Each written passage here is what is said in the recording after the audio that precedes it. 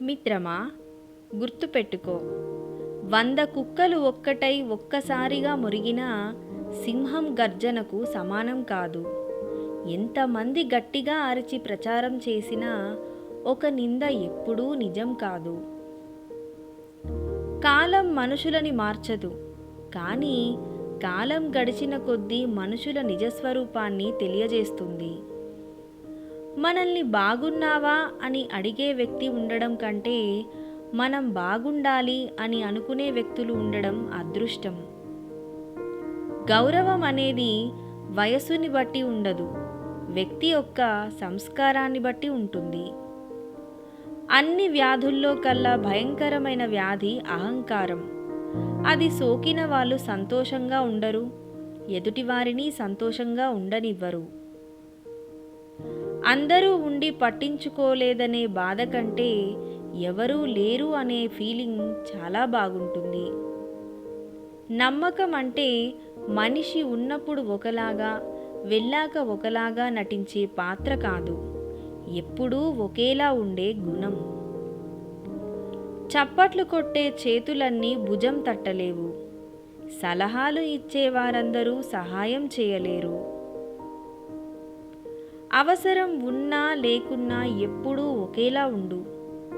అవసరం కోసం నటించే బంధాలు ఎప్పటికీ శాశ్వతం కాదు.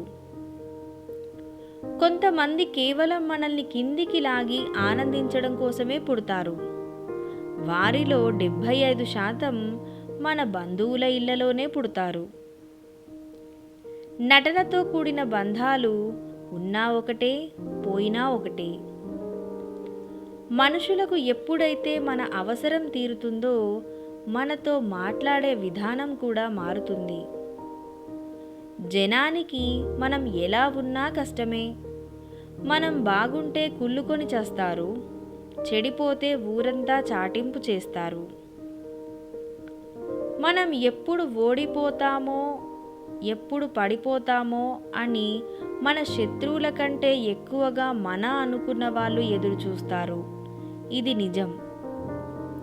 కళ్ళు మూసుకొని నువ్వు ఎవరినైతే నమ్ముతావో వాళ్ళే నీ కళ్ళు తెరిపించే గుణపాఠం నేర్పుతారు.